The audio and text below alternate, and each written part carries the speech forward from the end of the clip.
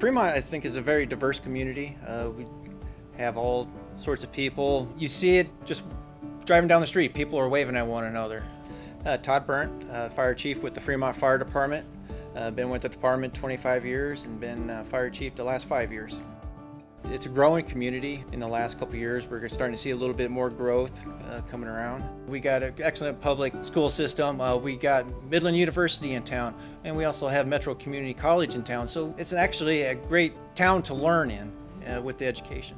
They've really done a good job of maintaining their identity, and that's really what today's challenge is with smaller communities, is maintaining your identity, and I think Fremont's done a very good job of that. I work for Heiman Fire Equipment. We're a full-line distributor in the fire service, and we're also the Rosenbauer dealer for the upper 13 Midwest states. Being a Fremont Fire Department, you have to know all the aspects of the job. Some of the bigger cities, you may be on one particular engine, rescue group, and that's all you do. In Fremont, you have to be cross-trained and actually be able to do everything. What we want to incorporate with the Rosenbauer aerial that we got is to incorporate firefighter safety and try to incorporate some technology to complement the staffing that we do have, so we can work it with the least amount of staffing as possible. The technology has been developed so that the firefighter, for instance, as they're lowering the ladder down on top of the apparatus itself, they can't run into the apparatus. If they're approaching a building, they can't actually have the ladder make contact with the structure that they're working on. Things of that nature that make the firefighter's job easier and safer, given the fact that they're not operating it on a frequently repetitive basis. When the truck committee got together, putting the spec together, our old aerial was a 30-year aerial, and that's what we like to keep now. Try to keep it for 30 years.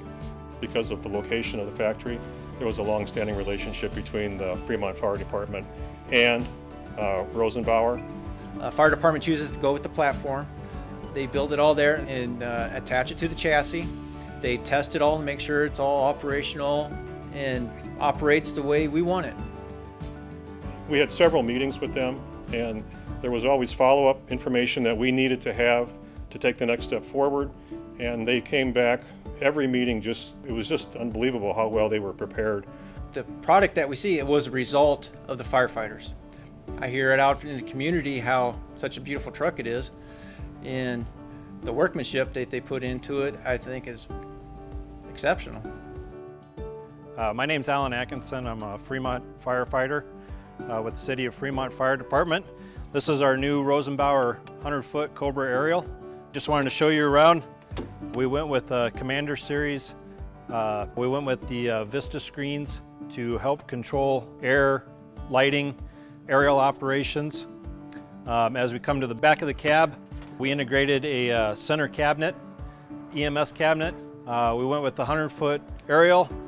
We have a 2,000 gallon a minute pump. With our manpower issues, we went with pre-connected hose lines. We went with tool boards in both of our upper compartments to hold our tools, to get them out of the lower compartments. As you can see, we carry axes, some small hand tools. We have roofing material in case we need to patch up a roof, torch if we need to use it. On this compartment, just some cleanup tools, and we also carry our high-rise hose inside here. Just some more shelving. We keep all of our aerial ladder belts in this compartment. The reason why we keep them in here is it's close to the bucket and the ladder to climb up. This is our saw compartment and our electrical compartment. We keep a chainsaw, rotary saw. One of the things we did in the aerial bucket itself is we have a holder that the firefighter can take the chainsaw up. It's not in the bottom of the bucket. In the back of the truck is where we went and built the compartment to house our ladders. We have a full complement of ladders. We also keep our roof hooks and a long backboard for our Stokes basket that we put on the truck. We have the controllers for the aerial itself, and then we have the passenger side controllers for outriggers.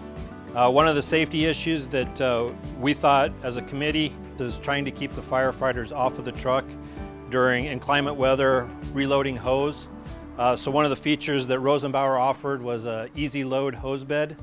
The hose bed hydraulically comes down and we can load our 5-inch large diameter hose about 800 feet. And then also, once it goes back up, we have another short compartment with an extra 100 feet. This is the easy load. As you can see, it's down to within a nice working height.